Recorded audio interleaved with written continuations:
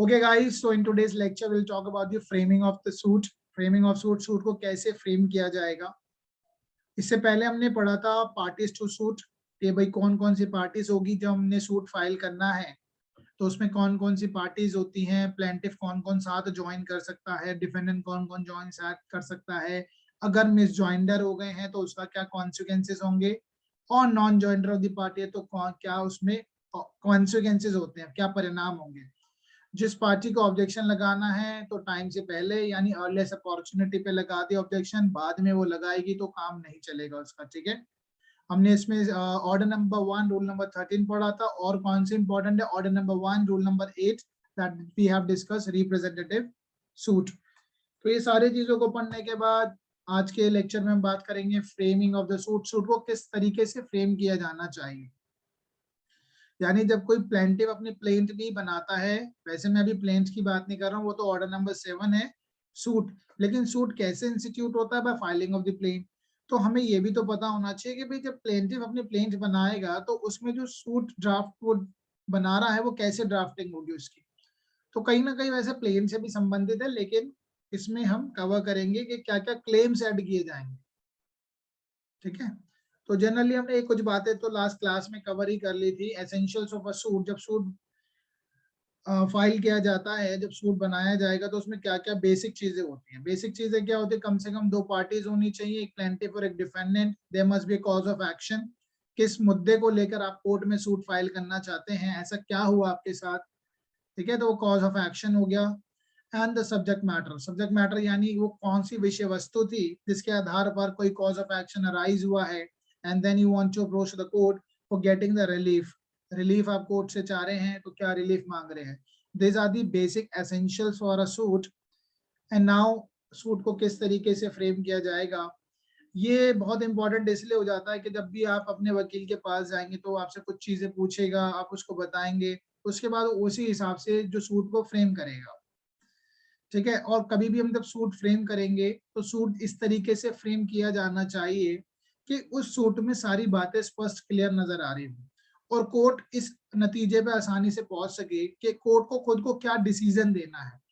Court जो है आपकी सूट को देखती है, फ्रेम आई मीन यानी प्लेंट को देखती है, डब्ल्यूएस को देखती है, और उसके बाद वो डिसीजन देती है। दैट मीन्स, और जब सूट कैसे फाइल, सूट जो इंस्टीट्यूट होता है बाय फाइलिंग ऑफ प्लेंट है, प्लेन फाइल करने से होता है, जो कि हम बाद में पढ़ेंगे, जिसमें हम ऑर्डर नंबर 7 पढ़ते हैं।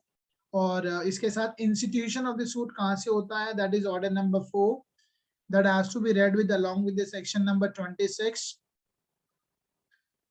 The suit has to be instituted by filing of the plain file करेंगे तो सूट इंस्टीट्यूट होगा। डुप्लीकेट कॉपीज होनी चाहिए, कोर्ट में तो हम डुप्लीकेट कॉपी ही लगाते हैं। लेकिन जो सूट ड्राफ्ट किया, यानी हमने जो प्लेन ड्राफ्ट करी है, तो वो इस तरीके से ड्राफ्ट होना चाहिए। सूट यानी दावा जो हम डालेंगे कोर्ट में, वो इस तरीके से ड्राफ्ट होना चाहिए कि उसमें सारी चीजें इस तरीके से लिखी हो कि कोर्ट एक डिसीजन पे, निर्णय पे पहुंच सके। उसमें एम्बिग्यूटीज नहीं होनी चाहिए, क्लैरिटी होनी चाहिए। तो रूल नंबर 1 इसी के बारे में बात करता है। तो ऑर्डर नंबर 2, रूल नंबर्स इसमें है 1 to 7, 7 ही रूल्स हैं लेकिन सातों इंपॉर्टेंट है।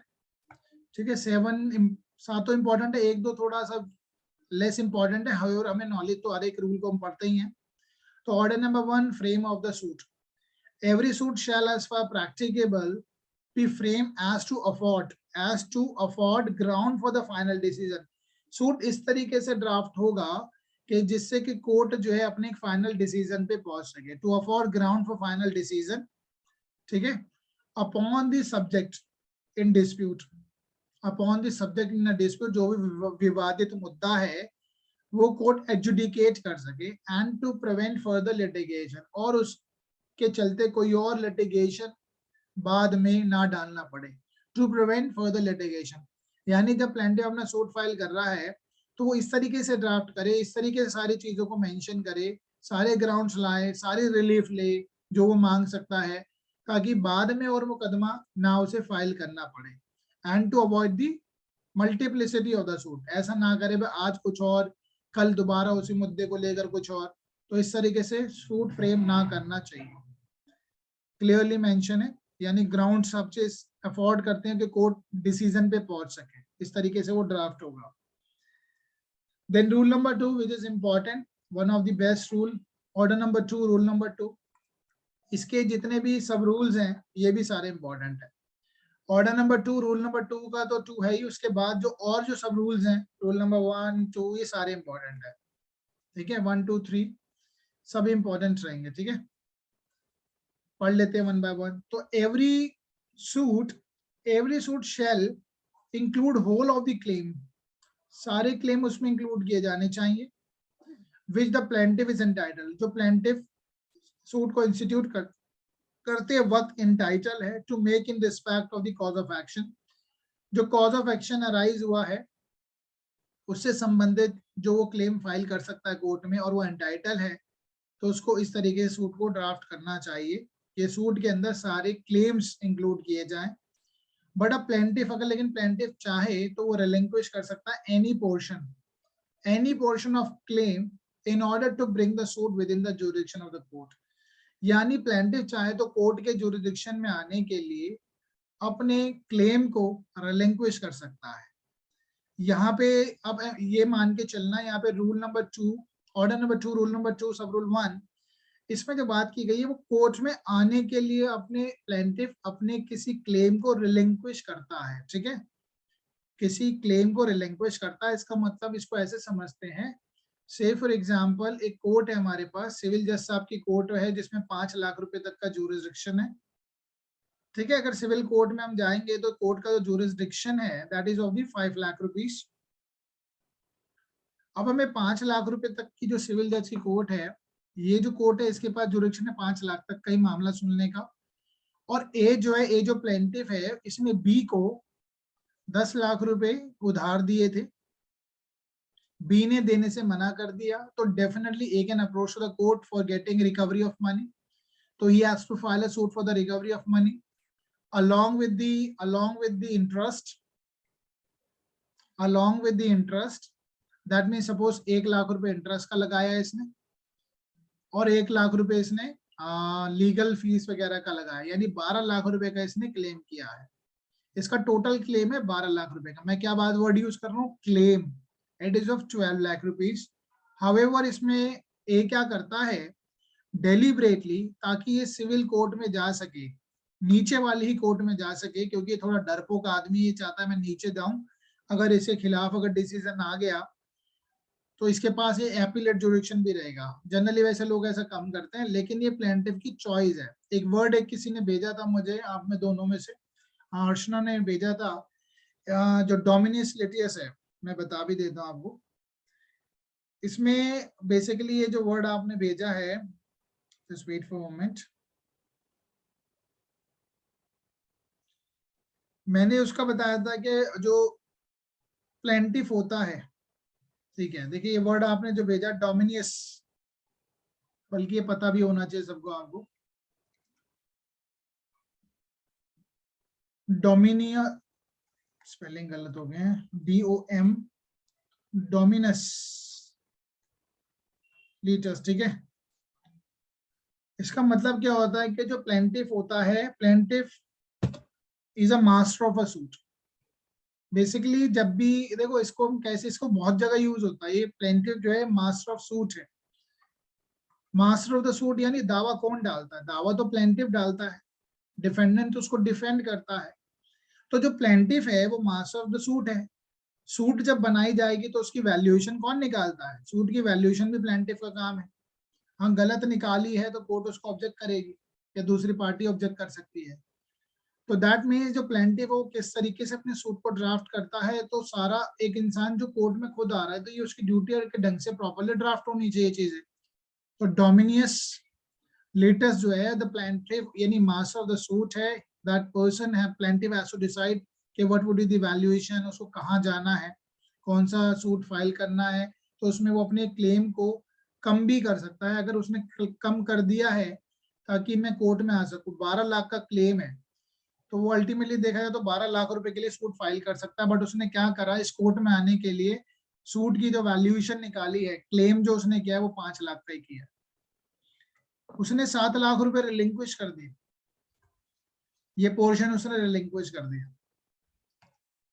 तो डेफिनेटली ये ऐसा कर सकता है to choosing the forum, court में आने के लिए ऐसा वो कर सकता है। तो 5 लाख रुपए का उसने कर दिया तो यहाँ पे वो आ गया। लेकिन अब एक चीज ध्यान रखना, जो वो रिलिंक्विश कर चुका होगा 7 लाख रुपए, बाद में इस पे वो सूट फाइल नहीं कर सकता, which he already relinquished, that he was entitled to file a claim for the 12 lakh rupees.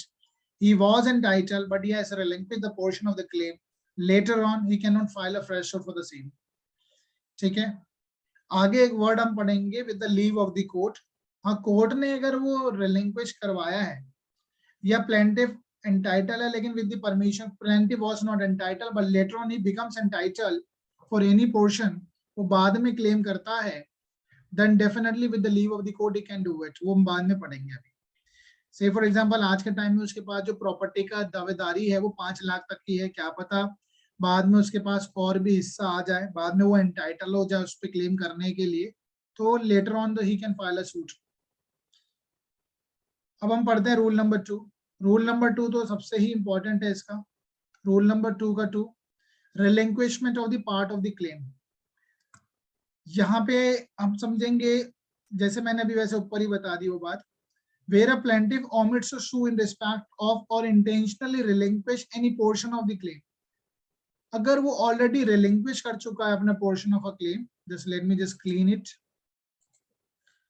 where the plaintiff omits, भूल करता है to sue in respect of or intentionally relinquish यानी सरेंडर या त्याग दिया है उसने any portion of the claim, जैसे मैंने आपको कहा था he could file a suit claim 12 lakh का कर सकता था लेकिन उसने सिर्फ 5 लाख का किया।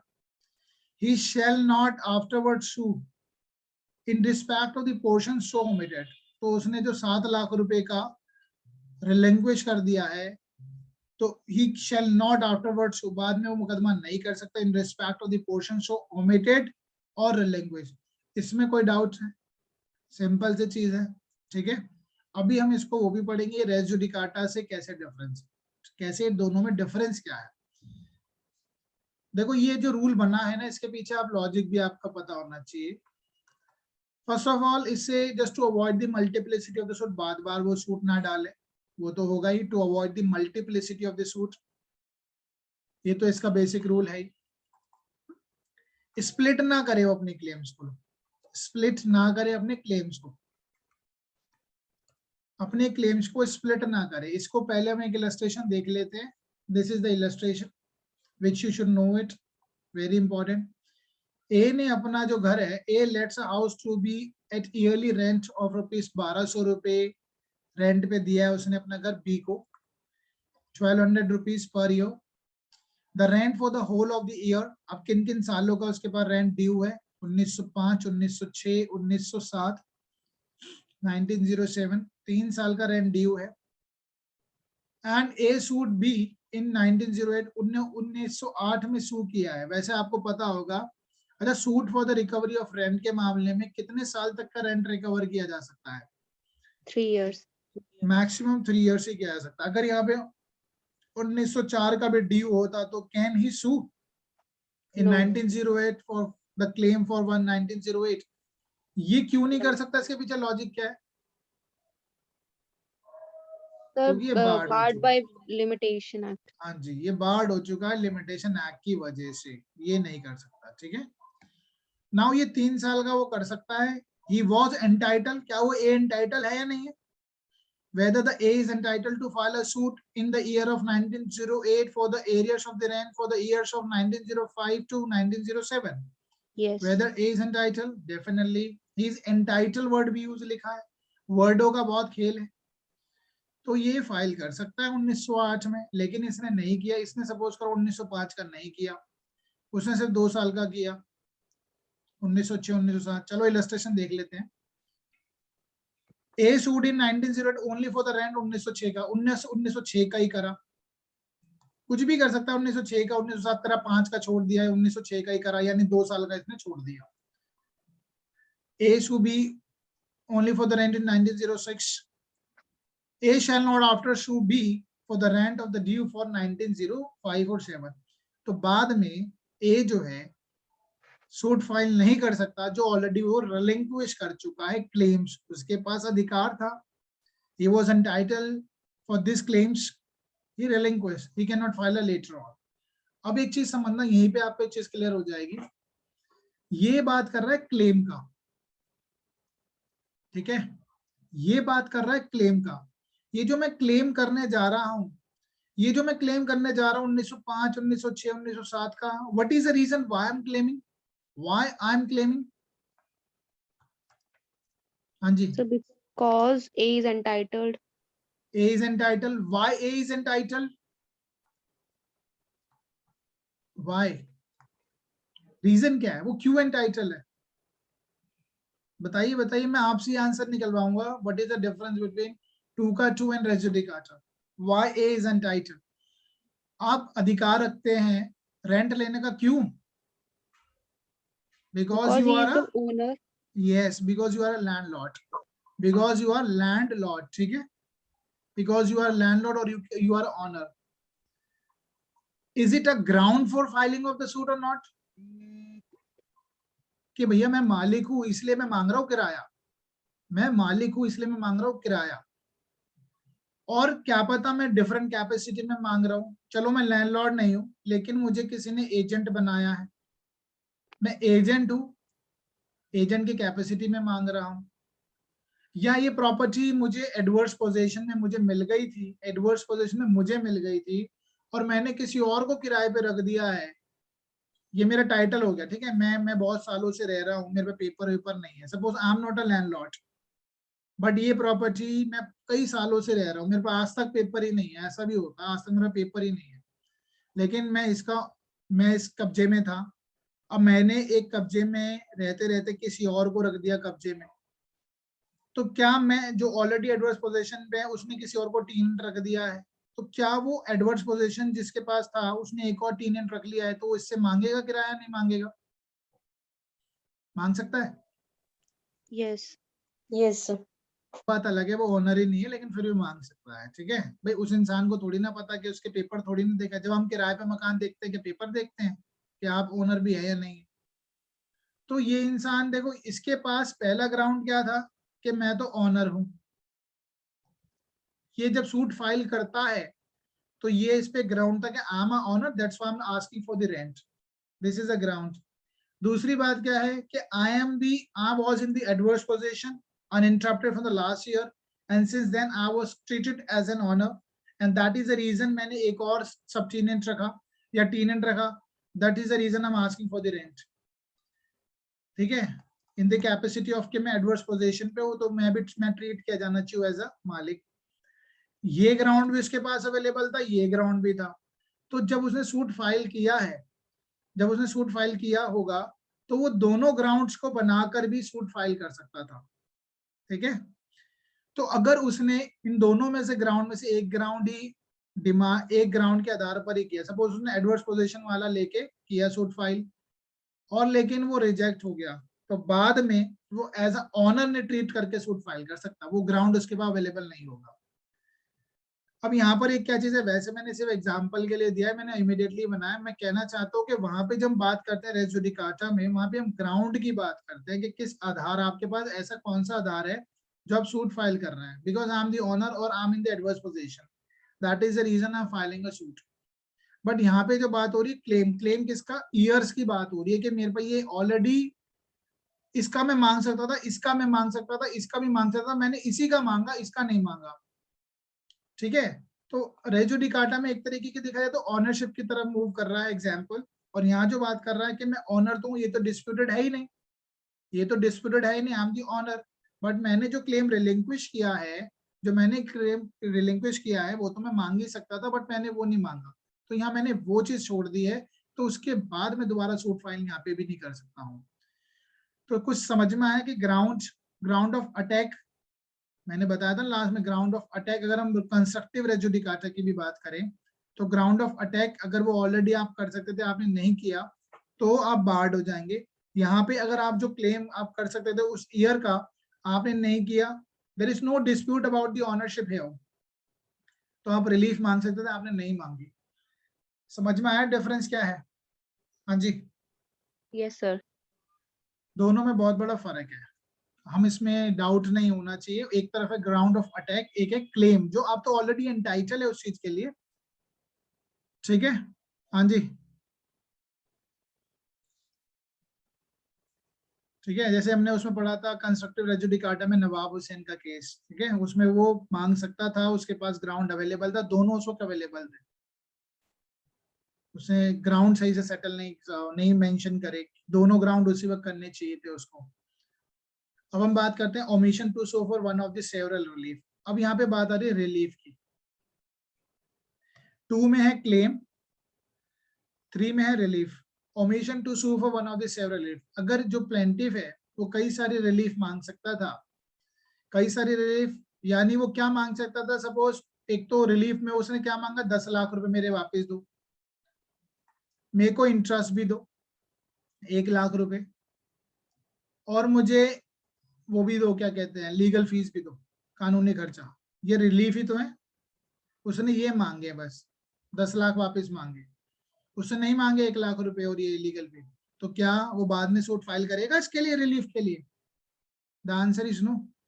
भाई तेरे को जब एंटाइटल तो था, तब तो एंटाइटल था तो तू मांगता। हाँ, लेकिन इसमें अगर वो जब रिलीफ मांगने की बात करेगा, when he was not entitled for the relief that time when he's filing a suit, जब वो सूट फाइल कर रहा था, he was not entitled for that relief. Later on he could be entitled, बाद में क्या पता वो entitled हो जाता उस रिलीफ के लिए। तो with the leave of the court he can file a suit, ठीक है, with the leave of court, क्योंकि उसने पहले ही लीव ले ली थी कोर्ट से परमिशन के, जनाब मैं अभी इस रिलीफ को नहीं मांग पा रहा हूँ because I am not entitled, probably I would be entitled in future, and therefore जब मैं उसको फाइल कर सकूंगा तो कोर्ट अलाउ कर देगी। So a person entitled to more than one relief in respect of the same cause of action, same cause of action को लेके मे सू फॉर ऑल और any of such relief, but if he omit करता है except with the leave of the court to sue for all such relief, he shall not afterward sue for any relief so omitted। तो अगर उसने court की permission के साथ, यानी हमें कोर्ट की परमिशन लेनी होगी कि अभी मैं इसको फाइल नहीं कर पा रहा हूँ इस रिलीफ को, बट फ्यूचर में प्रॉब्ली कर दूंगा, तो कोर्ट ने परमिशन दी होगी, then I can file another suit, otherwise I will not be able to do it. ठीक है, अगर मैंने वो रिलीफ जो मैं मांग सकता था मैंने ओमिट कर दी है, then I can not file another suit for the same. Clear है ये वाली बात? अब इसकी एक एक्सप्लेनेशन है, ये थोड़ी सी इंपॉर्टेंट है, और पहले तो आप मुझे पढ़ के बताइए क्या कहती है। आप लोगों ने डायरेक्ट तो पढ़ा ही होगा। For the purpose of this rule an obligation and the collateral security for its performance and successive claims arising under the same obligation shall be deemed respectively to constitute but one cause of action। हाँ जी, कौन बताएगा ये? अगर आपको ये language समझ में आती है कानून की तो प्लीज एक्सप्लेन इट, एक्सप्लेनेशन को एक्सप्लेन कीजिए। हाँ जी हर्षना, नहीं पता। अगर पढ़ी है कभी, समझी थी। यामिनी, सीमा, anybody else who can answer it? सब मेन ट्रांजैक्शन से कोई क्लेम अराइज हो रहा है या फिर कोलेटरल ट्रांजैक्शन से अराइज हो रहा है, वो same he cause of action बन जाएगा, कुछ ऐसा कुछ कह रहा है। अच्छा देखो, एक काम करना, कभी भी ये देखो लॉ की लैंग्वेज ना मेरे भी समझ में नहीं आती, बिल्कुल नहीं आती, लेकिन हमने एक चीज करी, इसको तोड़ देते हैं, जितना तोड़ दोगे उतना समझ में आ जाएगा, बिल्कुल तोड़ दो इसको। For the purpose of this rule, इस रूल के लिए omission to sue for one relief omit कर दी थी उसने। For the purpose of this rule and obligation, वैसे तो ये सब पे अप्लाई हो रहा है, रूल नंबर 2 पे, मैं इसका एग्जांपल दूंगा तब बहुत इजी समझ में आ जाएगा। For the purpose of this rule and obligation and a collateral security for its performance, इतना पढ़ो पहले इसको। अब पहले एग्जांपल समझते हैं। एक ए है, ए ने क्या किया है, बी के साथ एक कॉन्ट्रैक्ट किया है। ए ने कहा भाई तुम मेरा मकान बना देना, ठीक है, मेरा मकान को आप कंस्ट्रक्ट करेंगे, ठीक है, कॉन्ट्रैक्ट करते हैं ना मकान का कंस्ट्रक्शन के लिए, तो हमने कंस्ट्रक्शन का कॉन्ट्रैक्ट कर लिया है। जब कंस्ट्रक्शन का कॉन्ट्रैक्ट कर लिया है तो बी की परफॉर्मेंस क्या है, what is the obligation of B, कि बी इसका मकान बनाएगा, ठीक है, बी की ऑब्लिगेशन है वो ए का मकान बनाएगा, और इसके लिए बी ने क्या लिया होगा, सिक्योरिटी भी ली होगी। सिक्योरिटी भी ली होगी कुछ अमाउंट, यानी for the purpose of this rule an obligation to perform, B अपना कॉन्ट्रैक्ट को परफॉर्म करेगा, उसके लिए उसने ए से पैसा भी ले लिया और उसका सिक्योरिटी भी ले ली है, and a collateral security for its performance and successive claim arising under the same obligation, इसको हम बाद में पढ़ेंगे, इस पहले इतने समझेंगे, shall be deemed to be respectively to constitute but one cause of action। अब सपोज कीजिए बी ने उसका मकान बनाने से मना कर दिया, ब्रीच कर दिया, बी ने मना कर दिया कि मैं नहीं बना रहा हूँ मकान, ब्रीच कर दिया, ए ने तो कुछ पैसा दे ही रखा है ना इस पास सिक्योरिटी के, आप मेरा मकान बनाएंगे। अब होगा क्या, जब सूट फाइल करेगा for the breach of contract, A जब सूट फाइल करेगा, ए किस चीज का सूट फाइल कर सकता है, ए तो सूट फाइल कर सकता है इस पैसिव परफॉर्मेंस ऑफ कॉन्ट्रैक्ट का कर सकता है, या ये ब्रीच हुआ है तो ब्रीच के लिए वो कंपनसेशन के लिए जा सकता है। तो जब कंपनसेशन का वो सूट फाइल करेगा ए, तो ए जब कंपनसेशन का जब सूट फाइल करेगा तो कंपनसेशन के सूट फाइल करते हुए क्या वो सिक्योरिटी भी मांगेगा, नहीं मांगेगा, जो एडवांस दी थी, कोलेटरल थी, हाँ जी, यस सर मांगेगा। या वो ऐसा करेगा भाई कंपनसेशन के लिए तो मैं अभी सूट फाइल कर रहा हूँ, बाद में एक और सूट फाइल करूंगा सिक्योरिटी लेने के लिए, इज इट? No sir. एक ही सूट में वो दोनों चीज मांगेगा, ठीक है, एक ही सूट में वो दोनों चीज मांगेगा। अब पढ़िए इसको, for the purpose of this rule an obligation and the collateral security for its performance and successive claims arising under the same obligation में है ना ये claims, भाई वो तो मकान नहीं बनाया तो ए का क्लेम हो गया, और सिक्योरिटी जो डिपॉजिट करी थी वो भी ए का क्लेम है, arising under the same obligation, एक ही कर्तव्य के अंदर और अराइज हो रहे हैं क्योंकि बी को मकान बनाना था और मकान बनाने के लिए पैसा भी दिया गया था, shall be deemed respectively to constitute but one cause of action, तो एक ही cause of action से अराइज हो रही हैं चीजें। तो whenever A is filing a suit, framing of suit कैसे होगी बताइए जरा, फ्रेमिंग ऑफ सूट, अगर किसी ने ब्रीच कर दिया है कॉन्ट्रैक्ट, बी मकान नहीं बना रहा है, तो बी से मैं पैसा तो वापस लूंगा, कंपनसेशन भी लूंगा, पहले कंपनसेशन लूंगा ब्रीच ऑफ कॉन्ट्रैक्ट का, उसी के साथ में उससे पैसा जो मैंने दिया सिक्योरिटी वो भी तो वापस लूंगा, ठीक है, क्योंकि arising from the same obligation से हो रहे हैं, it would be deemed arising from the same cause of action, तो सेपरेट सूट तो नहीं फाइल होगा, हाँ जी, नो सर उसी में समझ मांगेगा। में आ गया, यस सर। ठीक है। इसका भी एक और एग्जांपल हम रूल नंबर 4 में पढ़ेंगे, बड़ा इजी सा है वो। अब आता है condition of order number 2, rule number 2। Rule number 2 order 2 का इसमें कुछ बेसिक कंडीशन है, अब आप इसको इजीली समझ ही जाएंगे। सेकंड सूट मस्ट, अगर हम सेकंड सूट फाइल कर रहे हैं, must be in respect of the same cause of action as to that on which previous suit was based. तो ये बार्ड है, ये हम सूट फाइल नहीं कर सकते, ठीक है, सेकंड सूट हम फाइल नहीं कर सकते। ऑर्डर नंबर 2, रूल नंबर 2 में क्या लिखा है, जो हम रिलिंक्विश कर चुके हैं part of the claim, where the plaintiff omit to sue in respect or intentionally relinquish any portion of his claim, he shall not afterward sue। मना किया है ना, इसको बार्ड किया है, he will not file। अच्छा, हमने जब रूल नंबर सेक्शन नंबर 12 जो पढ़ा था, तो उसमें ये है या नहीं, is it? Yes yes sir. ये तो ठीक है, ये हमने लिखा ही था, तो उसको रोका गया है। तो second suit must be in respect of the same of cause of action में होना चाहिए, जिसमें हम प्रीवियस सूट हमने बेस था। इन respect of the cause of action the plaintiff was entitled for more than one relief. In respect of the cause of action यानी plaintiff उस वक्त एंटाइटल्ड था for more than one relief, एक से ज्यादा relief था, उसने रिलिंक्विश कर दी एक रिलीफ, कई सारे रिलीफ वो एक ही सूट में बहुत सारी रिलीफ मांग सकता था, उसने नहीं मांगी, हाँ with the permission of the court उसने छोड़ी है वो रिलीफ कि मैं बाद में फाइल कर पाऊंगा, कोर्ट ने अलाउ किया है, तब तो वो कर सकता है second suit, otherwise not. Plaintiff with the, देखो ये वाली बात यहाँ पे भी लिखी है, plaintiff with the leave of the court omits to sue for the relief for which the second suit has been filed।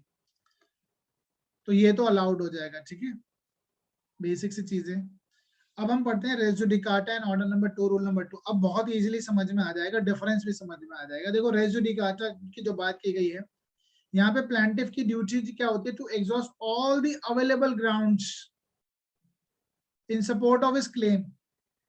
देखो ग्राउंड अलग चीज होती है, क्लेम अलग चीज होती है। इस अपने क्लेम को सपोर्ट करने के लिए कि भाई मैं जो तुमसे किराया मांग रहा हूँ, मेरा क्लेम है, मैं क्यों हूं?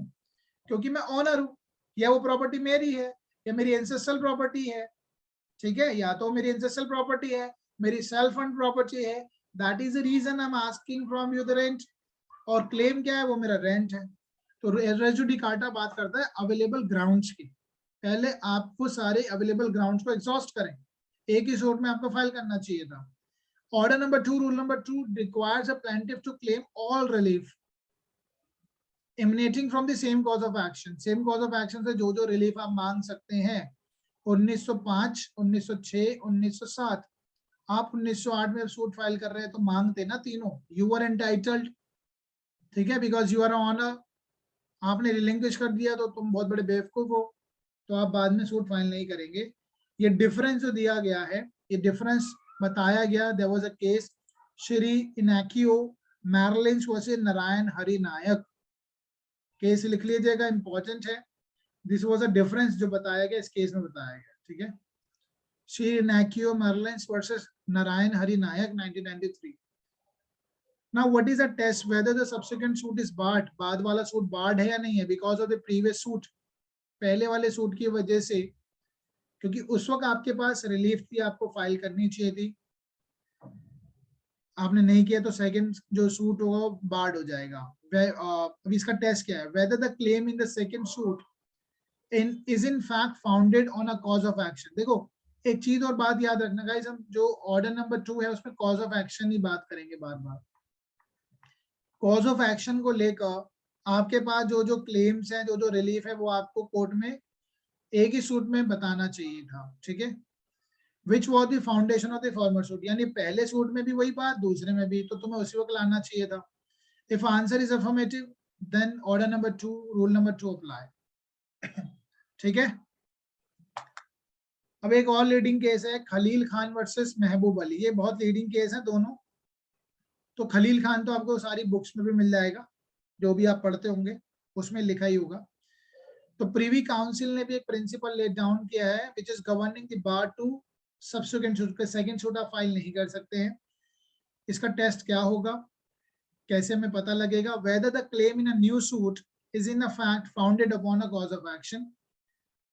Whether the claim in a new suit, अगर आप जो नया सूट फाइल कर रहे हैं, is in fact founded upon a cause of action distinct from that which was the foundation of the previous suit।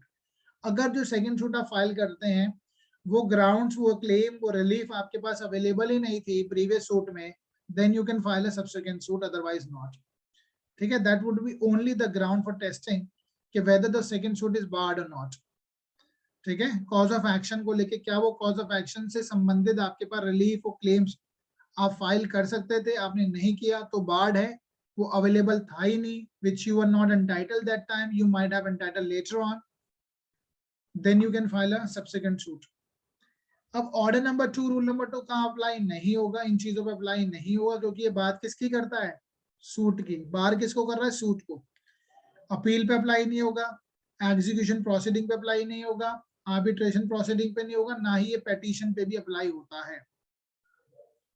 Even it's will not apply to the petition, ठीक है। Petition पे भी apply नहीं होगा under 226। ये चीजें लिख लेना, ये एडिटेड एडवांटेज होता है, बेरक में भी नहीं लिखी होती चीजें, तो ये चीज आप लिख लीजिए। अपील, एग्जीक्यूशन, आर्बिट्रेशन एंड 226 पे भी ये अप्लाई रूल नहीं होगा। यानी कुछ चीजें अगर आपने छोड़ दी है रिलीफ, तो बाद में आप अपील में बाद में मांग सकते हैं अपीलेट स्टेज पे। अब आता है यहाँ पे jointer of cause of action. Cause of action, cause of action क्या होता है? जैसे सिंपल सा कोई भी एक एग्जांपल लेंगे, भाई मैंने आपको रेंट पे रखा, आप रेंट नहीं दे रहे हैं, तो मैं आपको एविक्ट कर सकता हूँ। एविक्शन जो है, फिर वो जिस दिन से आपने रेंट देना मना किया, मैं आपको नोटिस दूंगा, तो अल्टीमेटली वहां से कॉज ऑफ एक्शन अराइज हो गया फॉर द एविक्शन। मैं सूट फाइल कर सकता हूँ जिस दिन से आपने रेंट नहीं दिया, ठीक है। कोई भी मामला लो, किसी मामले में कॉज ऑफ एक्शन का तो होना जरूरी होगा। भाई मैं कोर्ट में क्यों जा रहा हूँ, what is the reason, ultimately ऐसा क्या हुआ, तो कॉज ऑफ एक्शन। तो कई सारे कॉज ऑफ एक्शन को भी ज्वाइन किया जा सकता है, जैसे हमने रूल नंबर 1 में पढ़ा था, ऑर्डर नंबर 1, रूल नंबर 1 में और रूल नंबर 3 में, joinder of the plaintiff, joinder of the defendant, ठीक है। ऐसे ही यहाँ पे joinder of the cause of action है, joinder of the cause of action, rule number 3, save as otherwise provided. अब प्लेंटिफ चाहे तो देखो, plaintiff is a master of the suit, ठीक है, डोमिनियस लिटियस, plaintiff is the master of the suit and therefore the plaintiff may unite in the same suit several cause of action against the same defendant or the same defendant jointly, and any plaintiff having the cause of action in which they are jointly interested, and अब ऐसा भी हो सकता है कई सारे plaintiff हो सकते हैं, and any plaintiffs having cause of action in the which they are jointly interested against the same defendant or the same defendants jointly may unite such cause of action in the same suit. इसका भी purpose वही है, to avoid the multiplicity of the suit। अगर एक ही case में, एक ही suit में आप कई सारे कॉज ऑफ एक्शन को ऐड कर सकते हैं तो आपको किया जाना चाहिए। बट ये जो हमें रूल नंबर 3 जो पढ़ना है, इसको हमें रूल नंबर 4 के साथ रिलेट करके भी पढ़ना होगा। ऐसा नहीं कि सारे मामले को आप कॉज ऑफ एक्शन को एक साथ जोड़ देंगे, कुछ कॉज ऑफ एक्शन के साथ कुछ और कॉज ऑफ एक्शन जुड़ सकते हैं, हर एक चीज नहीं जुड़ेगी, ठीक है। पहले एक बार थर्ड को पढ़ लेते हैं, फिर मैं फोर्थ को पढ़ाऊंगा। Now where cause of action are united, अगर कॉज ऑफ एक्शन को यूनाइट कर दिया गया है, ज्यूरिसडिक्शन ऑफ द कोर्ट कैसे तय होगा? सारे कॉज ऑफ एक्शन को यूनाइट करने के बाद जो कोर्ट का जो ज्यूरिसडिक्शन होगा, उसकी जो वैल्यूएशन निकल रही होगी सूट की, तो वो जो एग्रीगेट करने के बाद सूट की जो वैल्यूएशन निकलेगी at the date of the institution of the filing of the suit, उस हिसाब से कोर्ट का ज्यूरिसडिक्शन तय होगा। Now where the cause of action are united, जब उन कई सारे कॉज ऑफ एक्शन को जोड़ दिया गया होगा, the jurisdiction of the court as regard the suit shall depend upon the amount or the value of the aggregate subject matter at the date of instituting the suit, कि जिस दिन हमने सारे cause of action को जोड़ दिया है, जिस दिन हमने सूट फाइल करके, सूट जब हमने फाइल किया, कई सारे cause of action को जोड़कर हमने सूट इंस्टीट्यूट किया है, तो उसकी जो अब वैल्यू निकली है, that value, aggregate value of the subject matter would be treated as a, will decide the jurisdiction of the court। ऐसे समझते हैं इसको। इसको मैं रूल नंबर 4 से रिलेट करके समझाता हूँ। पहले 4 पे हम जा नहीं रहे, जाएंगे तो आप टेंशन में आ जाएंगे। सबसे पहले हम समझते हैं, सपोज एक ए है, ए ने बी को उसने सूट जो फाइल किया है, सूट इसने फाइल किया रिकवरी ऑफ रेंट, एरियर्स हो गया एक, तो एरियर्स ऑफ रेंट, 3 साल का इसने रेंट नहीं दिया, एरियर्स की रिकवरी मांग रहा है वो। And at the same time इसने क्या करा, ये चाहता है इसको, इसकी क्या नाम है, जो टेनेंसी है वो टर्मिनेट कर दी है। टर्मिनेट करके अगर जो इंसान बहुत दिनों तक पोजीशन में है तो रॉन्गफुल पोजीशन में हो गया, तो एक तो ये मांग रहा है recovery of what, recovery of arrears of the rent. Suppose करो वो एरियर ऑफ रेंट जो है 4 लाख रुपए है, एरियर ऑफ रेंट 4 लाख रुपए, 3 साल का रेंट 4 लाख रुपए हो गया।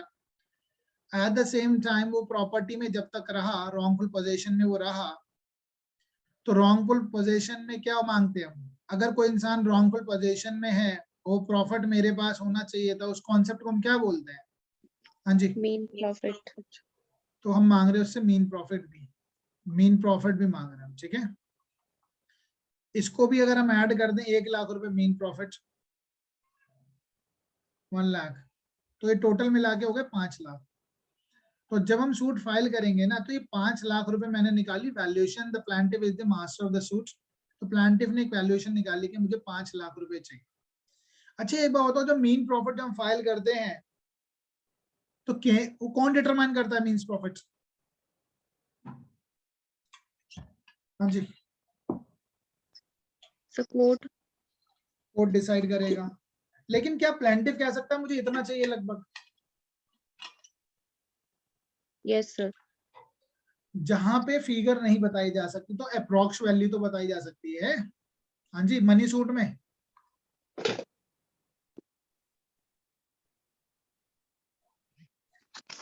भाई रेंट तो कैलकुलेट किया जा सकता है, 15,000 रुपए रेंट था, 1,80,000 रुपए हो गया ना साल का, है ना।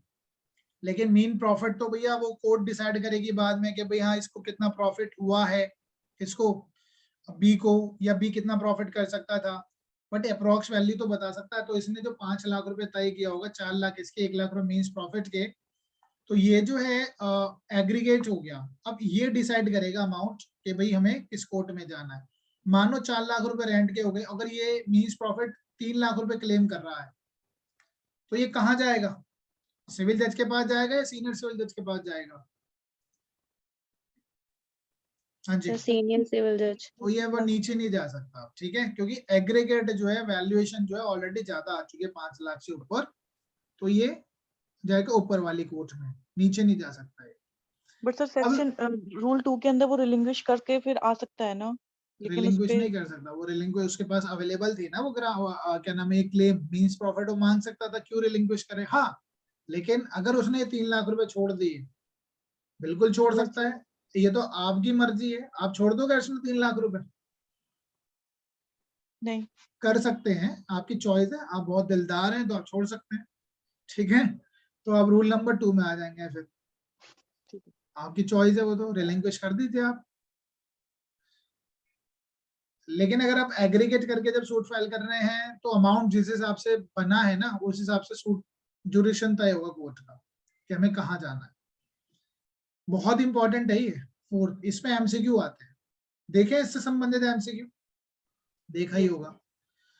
Only certain claims to be joint for the recovery of immovable property. जब हम रिकवरी ऑफ इमॉल प्रॉपर्टी का सूट डालेंगे, जब हम रिकवरी ऑफ इमोबल प्रॉपर्टी का सूट डालेंगे, मेरे को मेरी जमीन वापस दे, मेरे को मेरा घर वापस दे, किराया नहीं दे रहा वापस दे, चल ठीक है।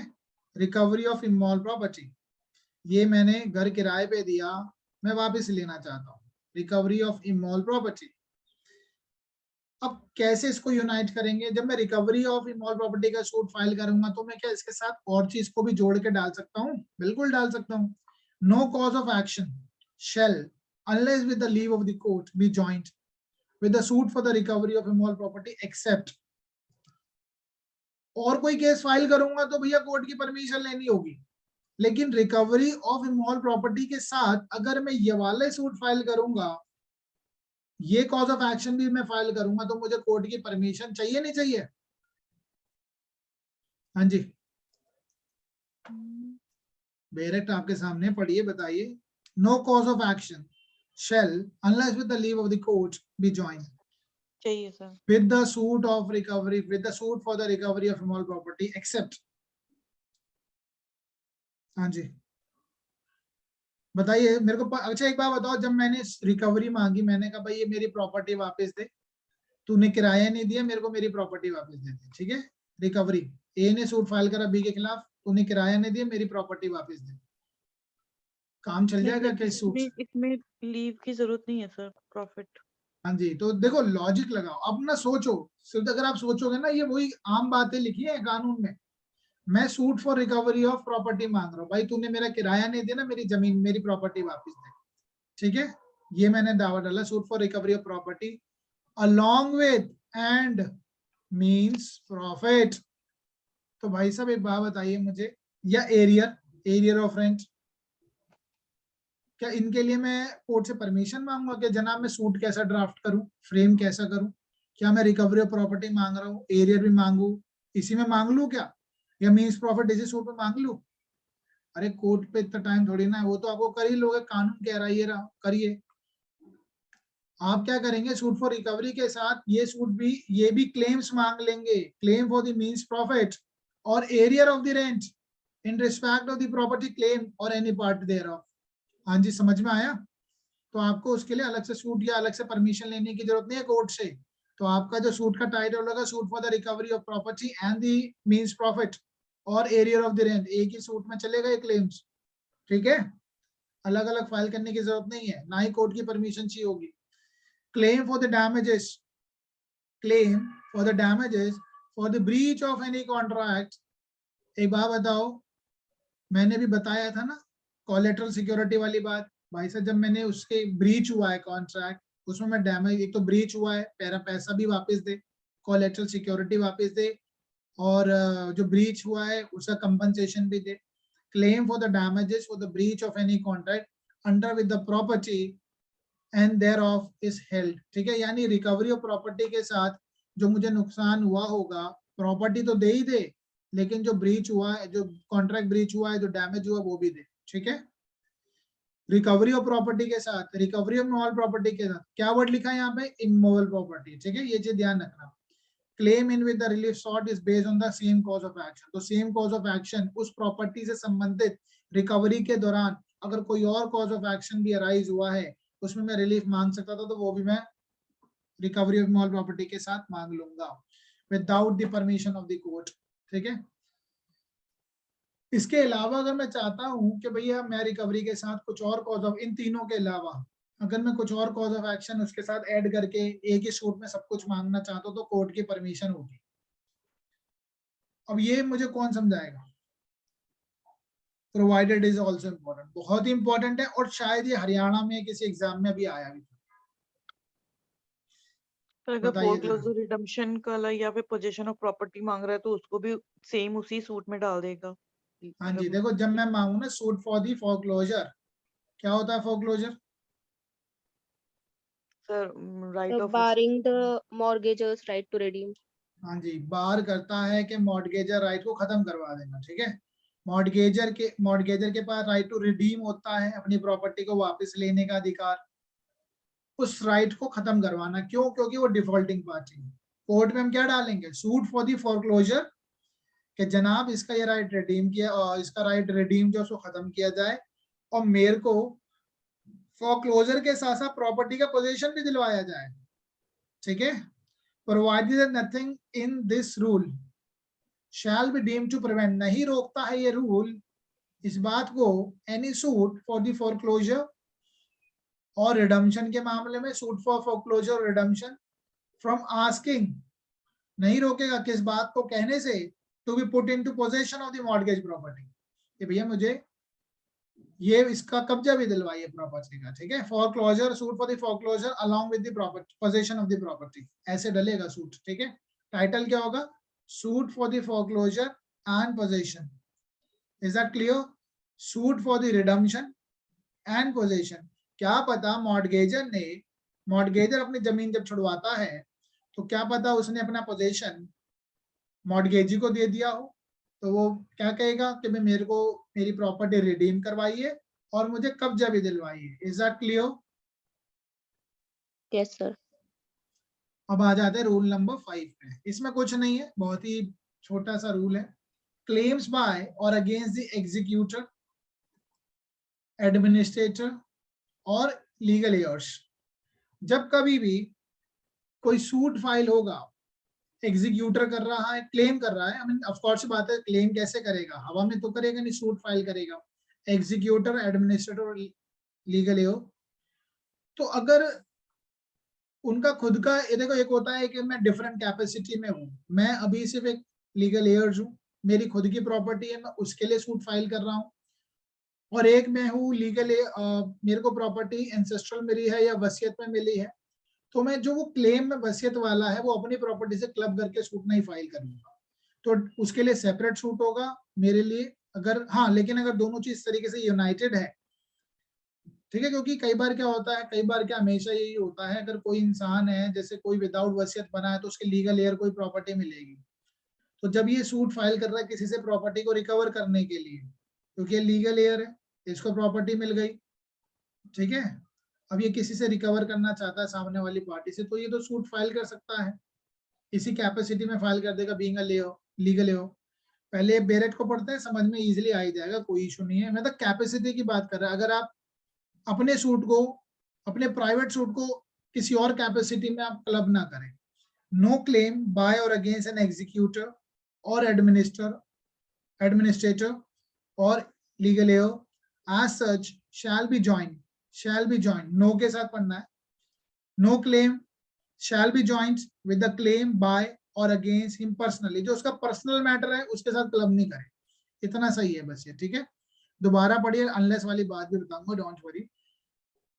अगर वो एग्जीक्यूटर, एडमिनिस्ट्रेटर, लीगल एयर की कैपेसिटी में जब सूट फाइल कर रहा है तो अपने पर्सनल क्लेम को उस कैपेसिटी में क्लब ना करे, unless the last mentioned claims are alleged to arise with reference to the estate with reference to the state in respect of with the plaintiff or defendant sue or is sued as an executor.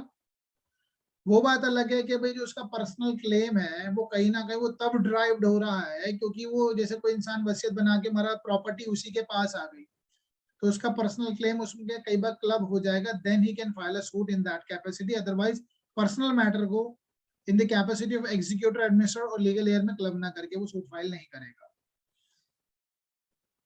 ठीक है, with the plaintiff or the defendant sued as executor, administrator, or legal heirs, or are such as he was entitled to or liable for jointly with the deceased person whom he represents. He was entitled to or liable for jointly with the deceased person whom he represents. कुछ आता नहीं है इसमें से, सिर्फ आपको पता होना चाहिए कहाँ दे रखा है। रूल एमसीक्यू का बनता है, बस ये पता होना चाहिए कि ऐसे पर्सनली मैटर को क्लब नहीं कर सकते बस हम। Rule number 6, power of the court to order separate trial. Court को लगता है कि जहां पे कॉज ऑफ एक्शन मर्ज कर दिए गए हैं, एक ही सूट में कई सारे कॉज ऑफ एक्शन को, ये जो हमने पढ़ा ना मींस प्रॉफिट एरिया, इसमें तो जनरली कोर्ट मना नहीं करता है क्योंकि ये एक ही, नहीं तो वो दोबारा दूसरा सूट फाइल करेगा। रिकवरी ऑफ सूट पहले, रिकवरी ऑफ स्मॉल प्रॉपर्टी पहले मांग रहा है, फिर मींस प्रॉफिट, ऐसा तो कोर्ट नहीं करेगा। लेकिन जहां पे कोर्ट को लगता है किसी भी मामले इनके अलावा कि सेपरेट ट्रायल चलाया जाना चाहिए, तो कोर्ट ऑर्डर दे देगा सेपरेट ट्रायल का। Where it is appear to the court that the joinder of the cause of action in one suit may embarrass, अब चाहिए यहाँ वर्ड आएगा inconvenient, embarrass, delay the trial or otherwise inconvenient। कई सारे cause of action को जोड़ दिया। देखो जनरली अच्छा होता है, पार्टीशन का जब सूट फाइल होगा तो पार्टीशन में कहाँ की प्रॉपर्टीज होंगी, जहां पे भी सारी प्रॉपर्टीज, क्या पता कहीं पे भी हो, एक प्रॉपर्टी दिल्ली में, एक केरला में है, एक मुंबई में है, तो ये सारे जो पार्टीशन हुआ है, पार्टीशन का जो सूट फाइल होगा, तो सारी प्रॉपर्टी को कंसीडर किया जाएगा नहीं किया जाएगा? बिल्कुल किया जाएगा। अब अगर कोई ऐसा हो सकता है, वैसे इसमें पार्टीशन के सूट में तो एक ही जगह चलेगा सूट, ठीक है, डिफरेंट कॉज ऑफ एक्शन भी सेम ही कि पार्टीशन वो मांग रहा है, लेकिन इसके अलावा कोई और भी अगर सूट जब फाइल करेंगे तो जहाँ पे इनकन्वीनियंस हो सकती है या एम्बैरेस हो जाएगा या डिले हो जाएगा ट्रायल, तो कोर्ट क्या कह सकते हैं, सेपरेट ट्रायल कर सकती है। यहाँ पे इनकन्वीनियंस वर्ड है। अगर हम रूल नंबर 1, ऑर्डर नंबर 1 में बात करेंगे, वहां दो ही है, एम्बैरेस और डिले, इनकन्वीनियंस नहीं है। The court may order separate trial or to make such other order as may experience in the interest of justice. Rule number 6 is dealing with the separate trial. Now, if there is any objection as to the misjoinder of the party, misjoinder of the cause of action, not the parties, misjoinder and non-joinder of the necessary proper party की बात करेंगे तो order number 1, rule number कौन सा है? 9, ठीक है, has to be read with along with rule number 13. Order number 1, rule number 9 और 13 के साथ पढ़ते हैं। यहाँ पे हम पढ़ेंगे ऑर्डर नंबर क्या नाम है, ऑब्जेक्शन की बात, वो हो जाएगा 7। All objection on the ground of misjoinder of the cause of action, इसको हम क्या बोलते हैं? मल्टीफेरियस, ठीक है, गलत कॉज ऑफ एक्शन जुड़ गए हैं।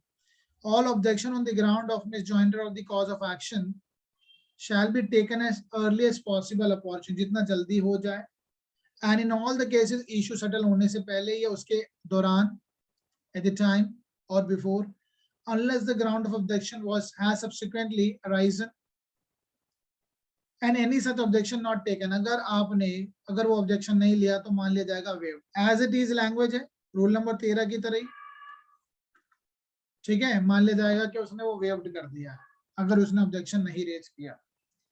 ओके गाइस, तो ये हमारा है रूल नंबर 7। आई होप इसमें सारे समझ में आ गए होंगे, ठीक है। केस ये दोनों जरूर लिखने आपको, मोहम्मद खलील खान, महबूब अली एंड द इनैक्यो मैरलिन्स का केस, ठीक है। This is all about the rule number 1 to 7 of order number 2, ठीक है। In the next class will be covering, बहुत छोटा सा है बाकी, वो तो छोटा नहीं, लेकिन हम तो पूरा बैरेट पढ़ते ही हैं तो इसलिए थोड़ा बड़ा हो जाता है, टाइम लगता है, अदरवाइज बहुत डिफिकल्ट नहीं है। तो नेक्स्ट क्लास में हम पढ़ेंगे recognise agent and pleader. Question यहाँ से एमसीक्यू का आता है और एक क्वेश्चन और बन जाता है, what are the duties of the pleader. जो कि रूल नंबर 4 में अपॉइंटमेंट ऑफ द प्लीडर की बात की गई है। हम कोर्ट में कैसे अपीयर होंगे, रिकॉग्नाइज एजेंट कौन होगा जिसके पास पावर ऑफ अटॉर्नी होगी, ठीक है, प्लीडर कौन होगा। एक तो ऑर्डर नंबर 3 कर लेंगे, ऑर्डर नंबर 4 भी हो ही जाएगा। और 5 जो है वो तो एक बड़ा टॉपिक है, 5 पे तो पूरा एक फुल फ्लैश 2 घंटे का लेक्चर चाहिए समन्स को लेकर। सुनने में तो छोटा सा है, लेकिन मैं आपको पता ही है हम 30 के 30 रूल पढ़ेंगे उसके, तो इसलिए टाइम लगता है उसमें।